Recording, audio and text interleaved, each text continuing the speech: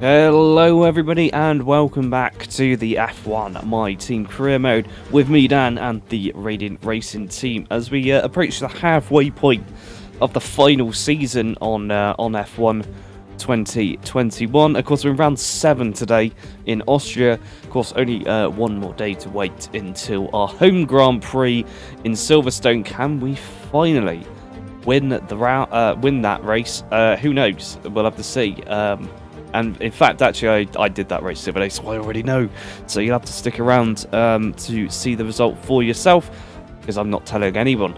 Anyway, in the meantime, don't forget to like this video, hit that subscribe button, and turn on that notification bell so you know when all of these races are uploaded. And of course, so you know when F1 22 gets posted onto the channel on the 28th, I believe it is.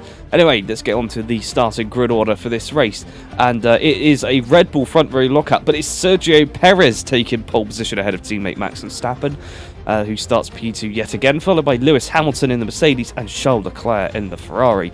Then we have Valtteri Bottas starting on P5 alongside our teammate Sean Gelael in P6, followed by us in P7. We've been out-qualified for one of the first times this season. We're alongside Carlos Sainz, and running out the top 10 is Fernando Alonso and not Yuki Tsunoda. It is in fact Lando Norris. Pierre Gasly, Fernando Alonso's old friend, is starting behind him with P11 alongside Daniel Ricciardo. Then we have Yuki Tsunoda. He's alongside Esteban Ocon, who starts 14th once again. And surprise, surprise, Lance Stroll also starts P15 once again, alongside his teammate Jack Aitken. Then we have Antonio Giovinazzi and George Russell on the third row from the back, followed by Nicholas Latifi and Mick Schumacher. And of course, that means on the back row we have Christian Lundgaard and Nikita Mazepin. Well, we've got a bit of ground to make up today. Of course, being out-qualified by Sean Gelael is deeply embarrassing, despite his good performance this season. But we'll have to see what we can do here as we come down towards turn 1. We're going alongside the Ferrari of Carlos Sainz into turn 1. We're going to follow our teammate. It's 2 Radiant Racing cars versus 2 Ferraris as we go up the hill towards the tight right-hander or hairpin, whatever you want to call it. Sean Gelael under pressure from Leclerc. We're going to go around the outside of Leclerc and nearly run into the back of the Mercedes of Valtteri Bottas, but that extra drive from going wide on the corner just gives us that edge, gets us past our teammate as we come down towards what is most definitely a hairpin. And Gelael goes something inside of us. We can't see what's happening, but we're going to be under attack from Charles Leclerc as well. Valtteri Bottas must have run wide as well, because Sean Gelael has now up in the P4 after an incredible dive bomb down the inside of at least us. We didn't get to see the full thing. Maybe we will in a moment, but we're going to have to settle for P6 now. We've already moved up one position. Someone, I can't figure out who it is, they've lost out massively, as it might have been Charles Leclerc actually. He started P4. He's just going backwards. But we come round onto lap 2. We're going to have a look back at what was going on there as we ride on board with me at the start. Bogging down again, we're still having issues with wheel spin in this car. There's Carlos Sainz on our right hand side, and we can't take the line we wanted to into turn 1 because our teammate was in the way, but his superior speed over the Ferrari puts him ahead, and then he goes on to defend into turn 2. We then nearly rear end Valtteri Bottas, who himself is forced wide by Sean Gelael. We then capture what 5th place from Sean Gelael, and you can see him in the mirror there. We go up the inside of Valtteri Bottas, back out of it because Sean Gelael's there, and he makes contact with Bottas and just forces him round, and he gets through. Let's go on board with our teammate Sean Gelael as he pulls away. Of course, it was a similar story, battling with a Ferrari around the outside of turn 1. Up ahead is the Mercedes. It looks as though there's some scuffling going on for the lead, actually, between the Red Bulls and the Mercedes, but looks as though Sergio Perez may have lost a position there, or is that Max Verstappen? We'll have to see. But here we go, Gelael up the inside. He actually puts on a bit of steering lock a bit too early there, and actually caused himself to lose that position and failed to overtake Bottas. But here we go. This is the dive bomb. Late on the brakes there, he crashes into Bottas in spectacular fashion and forces him off the road. What a fantastic move from Sean Gelael. As we rejoin the action on lap 2, lots of cars going through. There's Gelael still. And it is, in fact, Max Verstappen who lost out on the lead. He looks as though he's coming into the pit lane. We've got a yellow flag. Now perhaps it's damage to Max Verstappen. No, he's exploded! Our championship rival has exploded, but we've illegally overtaken Bottas and Galeal, and now there's a cork in a bottle as we stop on the pit straight to let him through, and now everyone's coming through onto lap 2, and we've just dropped from what would have been 4th or 5th all the way down to 12th, and now we're right in the middle of the pack with everyone getting DRS, and it's absolute chaos as we come charging up the hill. Sparks absolutely blasting out the back of our car as we go alongside Yuki Tsunoda, and now up the inside of Ricciardo and Gasly into the right-hander. We made contact with the McLaren. That's allowed Esteban Ocon to sneak through, but also Daniel Ricciardo and Pierre Gasly getting a better drive off the corner. They've pulled across in front of us. Antonio Giovinazzi also having a look in now as we go up the inside of Ocon and Ricciardo. We've made contact with the Alpine going into the hairpin. We've got past Ricciardo over to P11. We're still behind the Alpine as we run wide, and now Ricciardo gets the position back. Incredible what is happening right now. I think a lot of cars on the on this little bunch right now have got damage because of that absolute madness going through some of these cars. We've got a yellow flag up ahead for the McLaren of Norris, I believe, as we come round. Oh no, it might have been for Max Verstappen's car actually, but we come round onto the pit straight. Multiple cars coming into the pit lane, and now we're chasing down Daniel Ricciardo for 2 points as things stand at the moment. Actually, further back, Christian Lundgaard making some progress as well. We've seen a lot of good stuff from the Haas driver today, by the looks of things, as we go around the outside of Daniel Ricciardo, and we've quite easily got this position. We do leave him a bit of room, but ultimately he's not able to get back past. As we power on, we're now 3 seconds down on Lando Norris and only up in the P9, our teammate in P3. But let's have a look. You can see the cork in the bottle effect here as Galeal finally decides to go past us. Perhaps some sabotage on his part as we're fighting our way alongside Esteban Ocon up the hill. You see everyone with DRS. There's Yuki Tsunoda. We draw alongside, but of course we can't go late on the brakes here unless we pull to the inside. And because of Tsunoda coming across, he actually hits Lando Norris. We have to go left, which means that we crash into several cars. And look at this absolute madness now. There's Gasly right in front of us being challenged by, or is that Tsunoda? I don't even know at this stage. And there's a big dive bomb on an Alpine that we've crashed into as we go 3 wide into the hairpin. And, well, that was absolutely madness. And it was actually a brake check from the Alpine that caused us to steer right there and sort of left for the corner. This was Sean Galeal. Prior to the incident, there's Verstappen. Takes a very shallow line there and gets in the way. And that's us going past and having to give the position back. But look at this. Sean Galeal just making no effort to try and get past. Goes under first gear. And then leaves us for dead with the rest of the pack. But we rejoin on lap 7. It hasn't been very difficult to catch up to the McLaren because at least this season it is not a particularly fast car. Remember, Lando Norris was picking up race wins last season and multiple podiums, and now look at them. They can't even get into the top 10 very easily. Of course, we have lost Verstappen, which has helped him move up a position. And of course, I am not in front of him for once. But we see a few cars coming into the pit lane. That was Fernando Alonso and Carlos Sainz. Yes, Carlos Sainz into the pit lane, which gives us a few positions back. We go round the outside of Lando Norris. In previous seasons, that would have been a lot more challenging. On this occasion, though, not so much. Up into P5 we go. Sean Galeal now 7 seconds off the lead in P2. So we'll have to try and help him out, I think.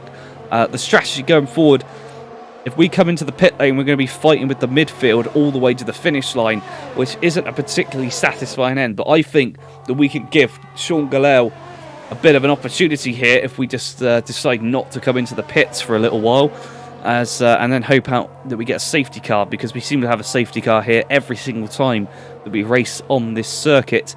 As we follow Sean Galeal now, we're at the halfway point of the race. He was being chased by Valtteri Bottas.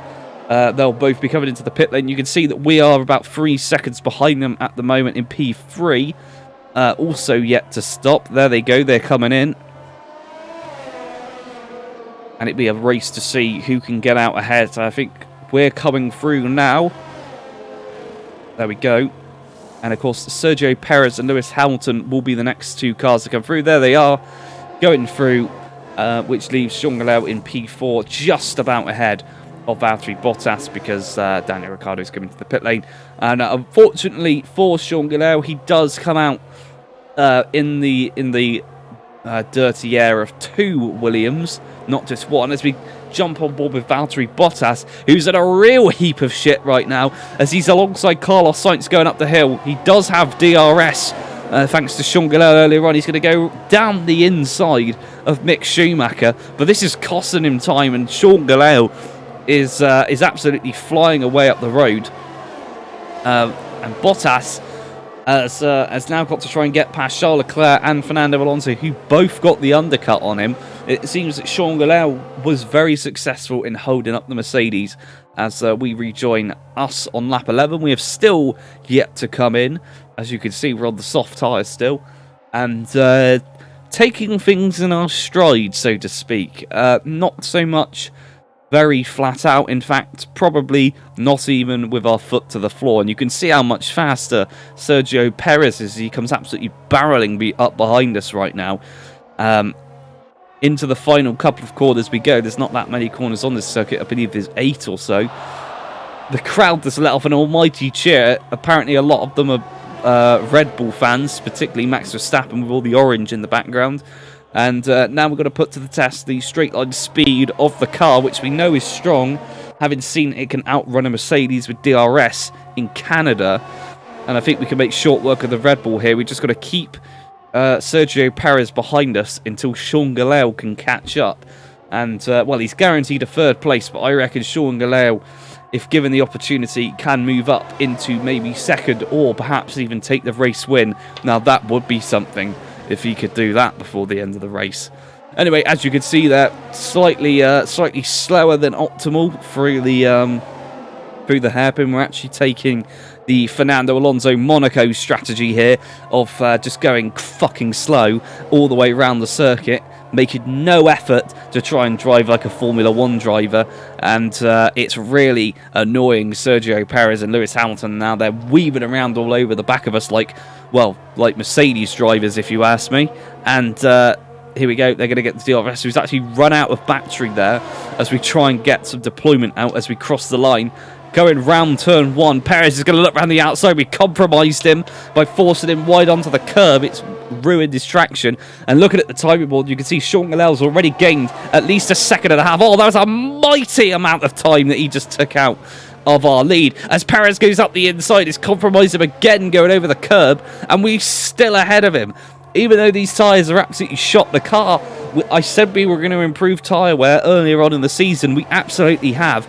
And right now, the car is doing super well. I mean, the tyres are still wrecked, but they're not as wrecked as they would have been if this had been at the same point a few seasons ago, without all of our upgrades. Anyway, 2.5 seconds now is Jean Galel away from the back of us. There he is, in fact. And we're about to come on to lap 15, marking 4 laps for the end of the race. Sergio Perez still looking quite racy. We've not seen a safety car yet, so this may have backfired massively, but we'll have to find out. Charles Leclerc still 5 seconds behind, I should say Fernando Alonso now, 6 seconds behind Jean Galel, so we might not have come out too far behind them. And there it is, there's the safety car deployed. Announcement has come on right now. Someone somewhere has made a mistake. Charles Leclerc has just dropped 3 positions. It could be him, as he crashed into someone at the pit lane. Got on board with Valtteri Bottas now, who's following Fernando Alonso and Charles Leclerc. And it looks as though Charles Leclerc is coming into the pit lane. Oh, and Bottas absolutely crashes into him. Disgusting. We knew it would happen. This happens every time we come to Austria. The AI just cannot figure out how to go into that pit lane without crashing. Box. And there we go. We get the call to come in. We've been gifted this pit stop, and with 3 laps to go, we are in a very good position going into the final part of the race. It's going to be a sprint to the end because it is a full safety car out on track. But let's see where we come out first. There is Fernando Alonso coming through, and Lando Norris or Carlos Sainz, that one of them's going to be gained. There they are. Yep, they've both come through. But it's in fact actually Daniel Ricciardo, not Lando Norris. But Bottas has come into the pits and he's fallen down the order.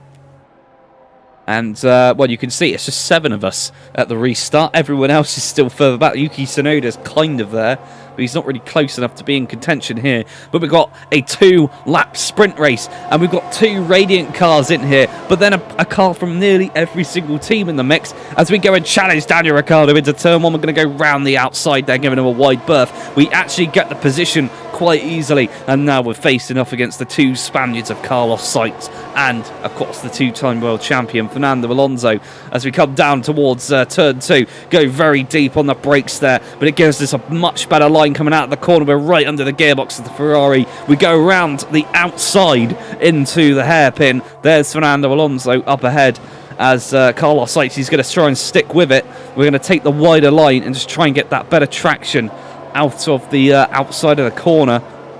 And look at this. Down the inside we go, and we've managed to get through. No issues whatsoever. Chasing down now Fernando Alonso. Further down the order, Valtteri Bottas came out in P18. Lando Norris also came into the pits, as was Charles Leclerc, already going in there. So potentially had some contact with Fernando Alonso. With that in mind, we're going to have to be careful. There's Sean Galeo up in 3rd place, not able to get past Lewis Hamilton. We've got no DRS, so we are sprint racing in the classical fashion right now, with no DRS, just ERS, which isn't really very classical, and our own skills. As we go up the inside of Alonso, he puts the squeeze on us on the grass, but we are ahead going towards the braking zone. He's outbraked us in the Alpine, but we've managed to get the traction away, and we are on our way, chasing down our teammate Sean Galeo. We've just got a few corners left. There's not very much of a track here in Austria, so we've got to try and make the most of what we can in these few corners that we do actually have. Although with him in the same machinery, it's going to be very difficult, as we use every inch of the curb coming round. There's only, 3 corners to go now, unless you count this as 2. There's, well, now only 2 corners to go. And we're going to be coming up. We're half a second behind our teammate, who is a second behind Lewis Hamilton, so we can't use him for cover. As we come round, we got incredibly wide there in the penultimate corner, but it's not going to happen. Sean Galeo is going to take 3rd place. We've had a huge accident on the pit straight, as we usually do at these circuits. But, well, what an incredible race that was. Esteban Ocon picks up driver of the day. I'm not entirely sure where he finished. We could pretty much safely assume he started P14, because he seems to start there in every single Grand Prix that we have. But look at this, Sergio Perez there to step in when Max Verstappen was not available. Lewis Hamilton still unable to do much this season, much like our co-op career from many months ago. Lewis Hamilton unable to do much, not able to challenge. You've got to remember, had Verstappen still been where he was, Verstappen was going to be challenging Hamilton throughout the entire race. He may have knocked him off the podium had he pushed him back a little further into the clutches of Sean Galeo. But for now, it's the number 2 man, or should I say number 1 man for today, Sergio Perez, as he celebrates the champagne shower. Let's get on with the final results for Austria. And here are those final results. Of course, we know our top 3 already. We, of course, pick up P4 behind our teammate for one of the first times this season. We were followed by Fernando Alonso, Carlos Sainz, Daniel Ricciardo, Yuki Tsunoda, Esteban Ocon, and Jack Aitken picks up his first Formula 1 point. Charles Leclerc picked up the fastest lap, but that doesn't count for anything because he did not finish in the top 10. Over in the Drivers' Championship, of course, with Max Verstappen's retirement, that increases our lead up to 29 points, and Sergio Perez is now just 10 points behind Verstappen. 4th place now lives with Sean Galeo, who moves up after scoring his podium there in Austria. He's ahead of Lewis Hamilton and Valtteri Bottas, who are in a bit of a tight competition with each other. Further down the order, we have Carlos Sainz, Daniel Ricciardo, Charles Leclerc, and Yuki Tsunoda rounding out the top 10. Behind them we have Pierre Gasly, followed by Fernando Alonso and Lando Norris on 18 points apiece. Then Esteban Ocon, Lance Stroll, and Jack Aitken is now the final point scorer. Behind them we have George Russell, Antonio Giovinazzi, Nicholas Latifi, Mick Schumacher, Christian Lundgaard and Nikita Mazepin. And over in the Constructors' Championship, with the retirement of Verstappen, it means that we maintain our lead in the Constructors' Championship, 8 points now ahead of our rivals Red Bull. Mercedes have broken into the triple figures. They sit in third still. Then we have Ferrari, McLaren, AlphaTauri, Alpine, Aston Martin, and then Williams, Alfa Romeo and Haas. That's all for now. We'll catch you in the next one.